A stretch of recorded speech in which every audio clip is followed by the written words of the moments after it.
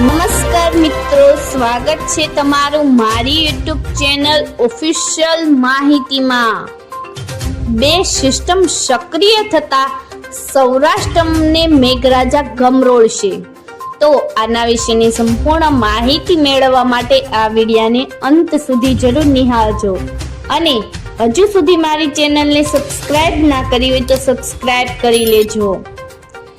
મિત્રો, કેરળ બાદ ગુજરાતમાં પણ ચોમાસાને વહેલી એન્ટ્રી તો કરી લીધી, પરંતુ તે પછી જાણે અચાનક મેઘરાજાની સવારીએ બ્રેક મારી હોય તેવી સ્થિતિ સર્જાઈ હતી। હાલ દક્ષિણ પશ્ચિમ રાજસ્થાન પર બનેલા સાયક્લોનિક સર્ક્યુલેશન તથા અરબી સમુદ્રમાં સર્જાયેલા સાયક્લોનિક સર્ક્યુલેશનને લીધે ગુજરાતના ઉત્તર, દક્ષિણ, સૌરાષ્ટ્ર અને મધ્ય ભાગમાં વરસાદ થયો છે।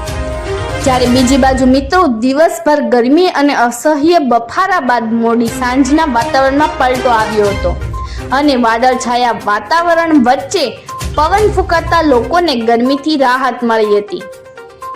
મિત્રો, ખાસ કરીને હવામાન વિભાગના જણાવ્યા મુજબ અરબી સમુદ્રમાં લો પ્રેશર બનતા બંગાળના ઉપસાગરમાં હવે ધીમે ધીમે દક્ષિણ પશ્ચિમ ચોમાસું સક્રિય બનશે। 17 થી 19 જૂનમાં અરબી સમુદ્રમાં લો પ્રેશર બનશે અને બંગાળના ઉપસાગરમાં પણ લો પ્રેશર બનશે। આગામી 24 કલાકમાં તેજ પવન ફૂંકાશે અને ત્યારબાદ વેલમાર્ક લો પ્રેશર બાદ ડીપ ડિપ્રેશન પણ સર્જાશે અને 28 જૂન સુધીમાં ગુજરાતના મોટા ભાગના વિસ્તારોમાં સારા વરસાદની શક્યતા સેવાઈ રહી છે।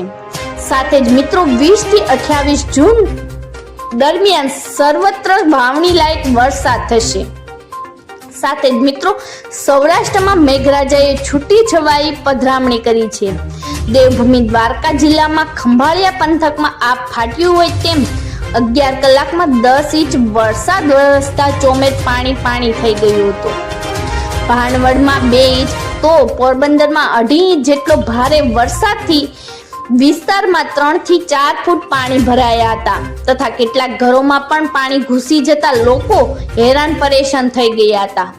આ સાથે જ જૂનાગઢ, સુરેન્દ્રનગર તથા કચ્છમાં પણ હળવાથી ભારે ઝાપટા વરસ્યા હતા। દેવભૂમિ દ્વારકામાં સવારથી મેઘરાજાએ મંડાણ કર્યા હતા।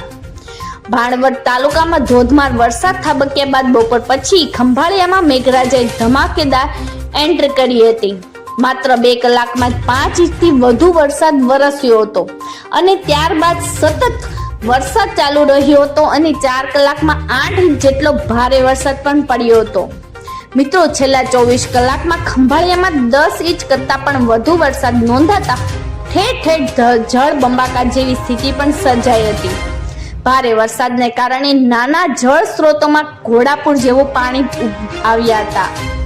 ભાવડર પંથકમાં 2 ઇંચ જેટલો વરસાદ વરસ્યો હતો, જેના કારણે ખેતરો અને રસ્તાઓ પર જળમગ્ન થઈ ગયા હતા।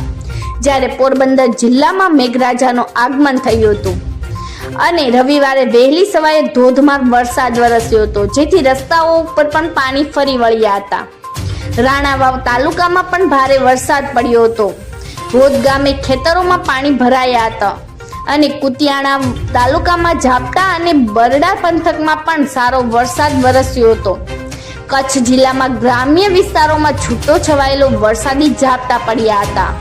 મુદ્રા, ભુજ અને અંજાર તાલુકામાં હળવાથી ભારે ઝાપટા વરસ્યા હતા। મુદ્રાના ભુજપરમાં 1.5 ઇંચ જેટલો વરસાદ વરસ્યો હતો અને આ ઉપરાંત પણ સુરેન્દ્રનગર જિલ્લામાં 4 કલાકમાં 3 ઇંચ જેટલો વરસાદ વરસ્યો હતો। જ્યારે લખતરમાં ભારે પવન સાથે 1 ઇંચથી વધુ વરસાદ નોંધાયો હતો। છાપરાઓ ઉડી જતા બજારમાં પડ્યા હતા। જ્યારે બીજી બાજુ સીમ વિસ્તારમાં વીજપોલ ધરાશાયી થવાની ઘટના પણ સામે આવી હતી। મિત્રો, આ ઉપરાંત રાજ્યમાં ચોમાસાનો રંગેચંગે પ્રારંભ થયા બાદ અસહ્ય ઉકળાટના વાતાવરણ વચ્ચે આપ ફાટ્યું હોય તેમ દ્વારકાના જામ ખંભાળિયામાં માત્ર 6 કલાકમાં જ 10 ઇંચથી વધુ વરસાદ નોંધાયો હતો। સતત 2 દિવસથી સૌરાષ્ટ્ર અને દક્ષિણ ગુજરાતમાં વરસાદી માહોલ જોવા મળી રહ્યો છે। જ્યારે આજે પણ સવારથી વાદળછાયા વાતાવરણની વચ્ચે ઘણા ખરા તાલુકામાં નોંધપાત્ર વરસાદ નોંધાયો છે।